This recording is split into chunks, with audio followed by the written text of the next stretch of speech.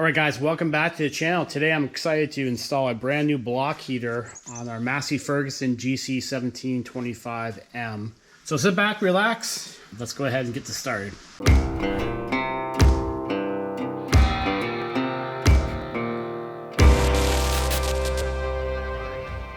So this will be a quick video, step by step, just showing what I'm doing to install this block heater. I'm going to follow the directions. There's a couple other YouTube videos out there that do a pretty good job with this process, but I'm going to try to hit all the steps, including getting full footage of removing that frost plug right there. Now I've gone ahead and purchased this block heater off Amazon from a seller there. It's a genuine AGCO part, and excited to get this in because cold weather is on its way. I want to make sure this tractor has no issues starting up this winter. Alright, so before we get started, we'll need a couple tools for the project. I have a hose clamp to clamp off this drain line. I'll clamp it, remove it from the block, and then drain the fluid into this bucket. Also have a couple sockets here to remove a bracket, which the block heater is secured to the engine block with. And you need a 14mm socket along with a 12mm socket. I also picked up a set of punches. I'll use one of these to go ahead and tap against that frost plug on the left side so I can remove it and pull out the rest of it with a set of pliers. And I do have a set of pliers here, they're just off camera. Also want to mention that I do have the loader up in the air and I have it locked off the joystick so no one can come along and lower it while I'm working there. It does make things a lot easier when you raise up the loader because you can get into this area where you have to work. All right, let's go ahead and clamp off this line.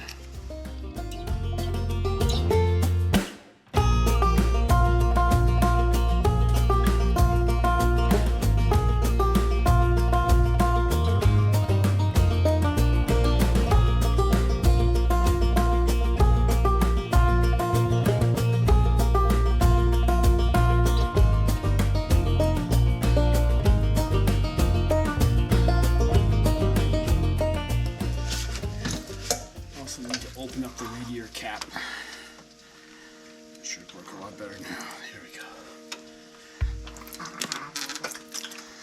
Alright, so don't forget to open up the radiator cap. Now if my bucket's not big enough, I'll go ahead and clamp this back off and then dump my bucket and start the process over again. So I'm using an old play sand bucket right now. Beach bucket gets the job done.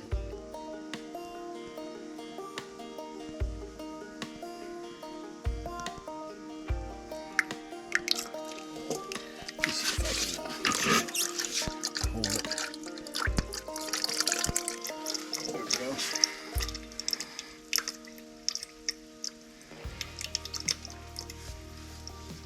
Looks like your standard green antifreeze, 50/50. So I suspect we'll probably drain out at least a gallon, if not more. We'll see.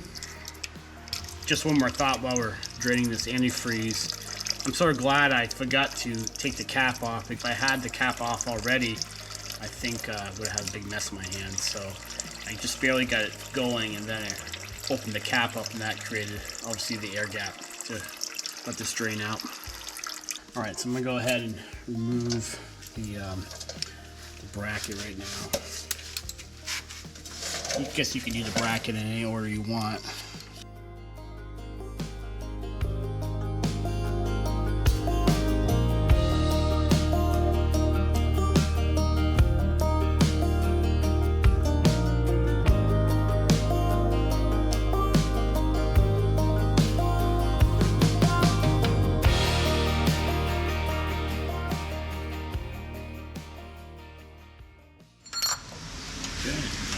Put the bracket off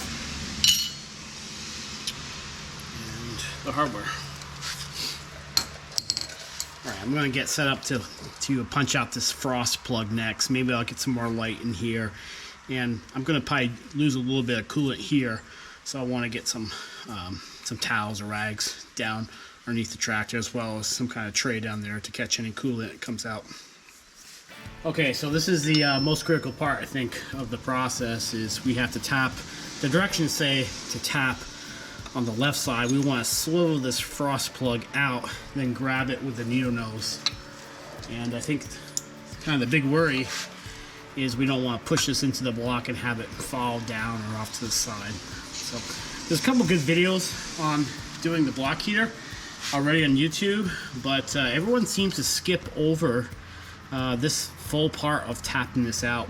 And not sure if it's because of being critical or if this part of the job is harder than what people are showing on camera. So I intend to leave the camera running right now, and we'll go ahead and tap away and see how much force we have to use to get this to spin. And I'm sure as I start tapping, this is going to start to leak, so I have to watch that in my pan, make sure everything works.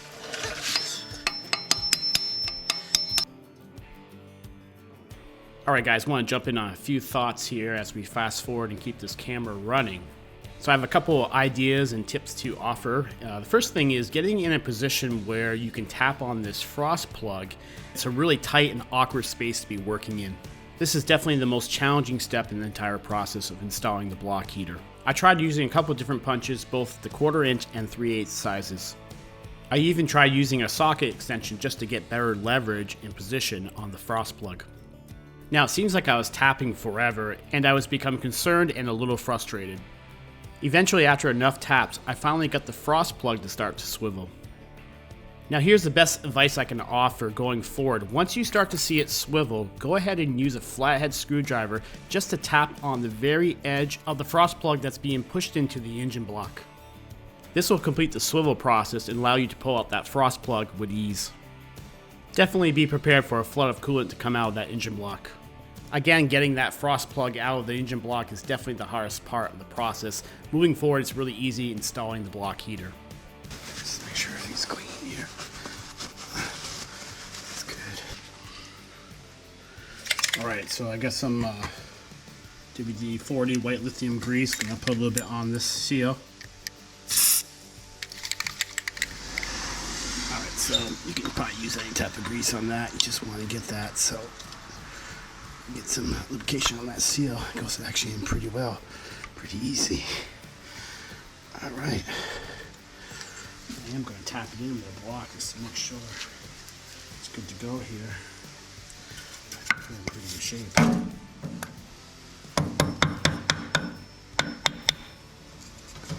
That's good.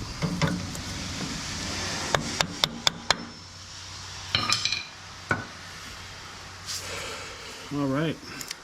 Boy, that was pretty easy.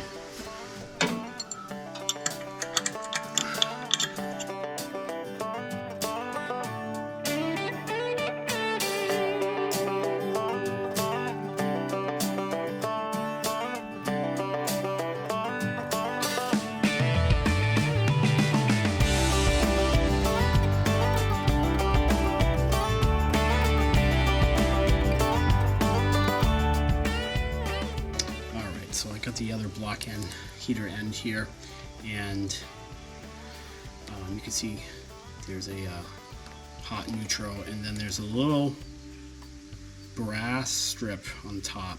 Not sure if it's focusing, and that's the ground. So we want to go ahead and put this in, and then make sure it's lined up. It's going to go right in, just like that. So we'll bring up this end and tighten it off. And that's it. So I think I'm gonna bring this over probably to, maybe I will actually tie it off over here. And so I'm thinking that maybe I'll try to cover this, at least now, in electrical tape. And maybe I'll put it down here. So I want to see how this closes with the hood. Maybe I just leave it tucked up here and zip tie it on over here until I start using it. I want to experiment a little bit before we do anything more. Also need to go ahead and put the antifreeze back in. I'm going to go ahead and use new antifreeze. I know there's a few things in that antifreeze, so not unexpected on a new tractor, so I'm just going to go ahead and put new antifreeze in, top it off. Okay, so I zip tied it off, just need to cut that, and taped it. But I think I will go ahead and get a female plug for this and just not wire it. And so it can just go over there as a sleeve for this male end. But again, I'm pretty psyched about this to have the block here installed. Just need to put the antifreeze back in. Just gonna go ahead and fill her back up.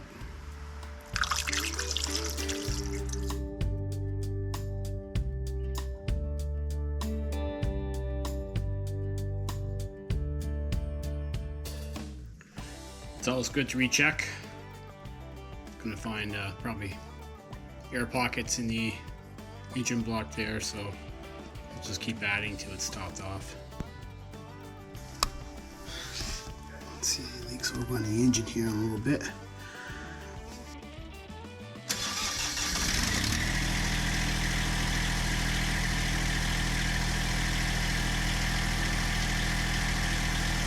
Nice, it's running pretty good. Alright, going to finish up the video now. I'm pretty excited to have this finally installed. The block here on the GC 1725MB Massey Ferguson. Love this tractor. It's been a great tractor. I'm right around 60 hours now. I've done so many projects with this. It's really been a back saver and an awesome machine. So I want to thank you for watching. Please like, subscribe, come on back for more Massey Ferguson videos, as well as other DIY videos on my channel. I'll do a second video on this. I want to show you how I plan to turn on this block heater during the winter months and do it with a smart device, and we'll go from there. All right, guys, thanks for watching. Take care. Have a great day.